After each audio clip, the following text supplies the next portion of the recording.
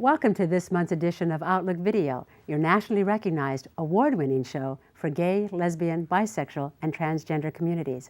I'm Roberta Gonzalez-Gregg. And I'm Tom Smith. Roberta, we have so many great events to cover this month, we better keep our comments shorter than usual. In our first segment for this month's show, Raymond Donald Hong brings us coverage of an important historic moment in the heart of the Castro. The Harvey Milk photographic tribute plaque installation ceremony was held May 17th at Harvey Milk Plaza. Raymond interviewed Harvey Milk's nephew, Stuart Milk, and Dan Nicoletta, who, as a young man, worked in Milk's camera store and on several of Milk's political campaigns. Raymond also covered the formal naming ceremony for Jose Soria Court, May 25th at the Harvey Milk branch of the San Francisco Public Library.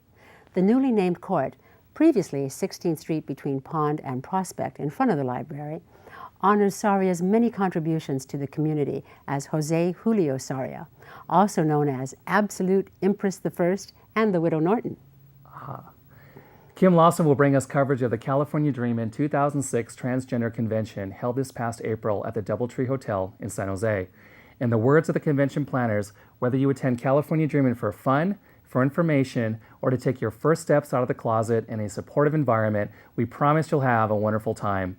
Kim's footage will show us how successfully those plans turned out for our transgender community and its many friends. Later in my People Like Us segment, I'll have the pleasure of interviewing Deb Kinney, a partner in a San Francisco law firm that specializes in estate planning and domestic partner issues for the LGBT community. We'll be exploring the importance of wills and trust for our community, so stay tuned to hear about how this could apply to you.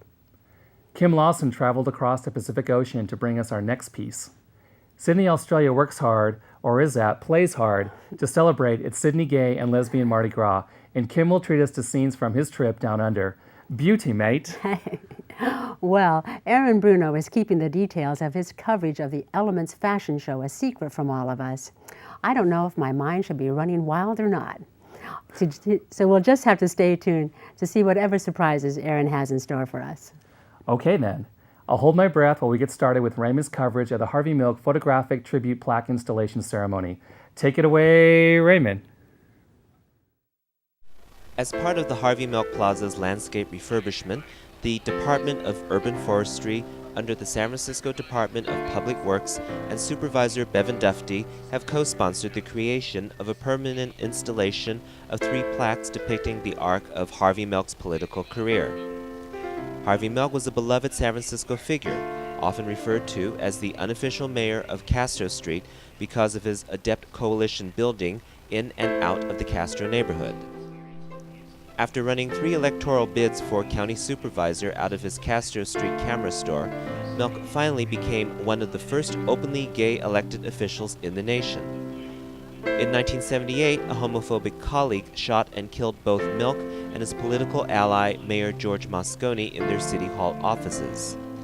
Milk's close friend, Dan Nicoletta, remembers that dark day in November. It's a good story. I was getting off of a Greyhound bus coming from San Jose, where I had just been photographing the Ballet Trocadero. And I got off the bus, and my bus driver started chit-chatting with another bus driver. And as I'm disembarking, I hear the other bus driver say to my bus driver, "Did you hear that Milk and Moscone were killed?" So that's the first I'm hearing of this. And then the guy says, "And that Harvey Milk's no loss." And I'm like, what did I just hear? You know, I can't believe what I'm just hearing. And then we got in a taxi to go home, and it had just happened, and it was broadcast over the radio. And that was sort of when I got the verification that in fact it was true. And so it was pretty intense. Stuart Milk is one of Harvey's 2 nephews. I was in a dorm room at American University. I was 17, and it was my first year in college. My first 4 months in college. I had just started going out to bars, and was not out. And like so many other gay people around the country, of course, that event opened my closet doors as well. So, you know, in one respect, I have this link with Harvey that gays and lesbians who were present at the time have all over the country, and in some respects all over the world. So it's a great common bond to have. So take your feet and touch this sacred place. And take a breath in. And now let that story out. And as you're able, take the hand of the person next to you like Harvey would, shaking hands and going, "What is your name? Will you vote for me? You're very cute. Have you been to my camera shop? You're new here, aren't you?" We still do that. So hold these hands. This chain is unbroken. The event was also being held in tribute to Milk's birthday. Happy birthday to you. Happy birthday to you. Happy birthday, dear Harvey.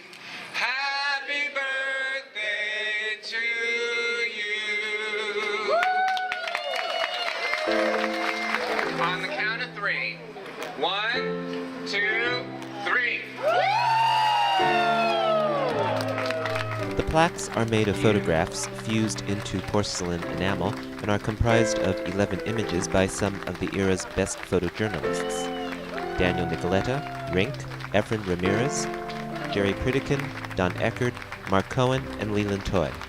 You know, we started with the military because of that whole idea that when people who were in the military in the 50s disembarked into major cities, gay communities were formed. So that's why we started there. Then Harvey kind of shed his military clothes for anti-war activism and sort of became a hippie. And so that's the next step. And then we move into the district politics when he was elected as one of the first openly gay elected officials in the nation.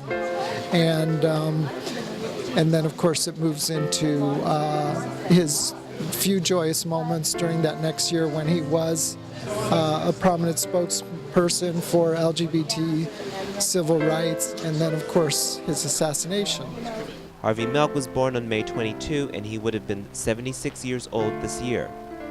In San Francisco's Castro district, this is Raymond Donald Hong for Outlook Video.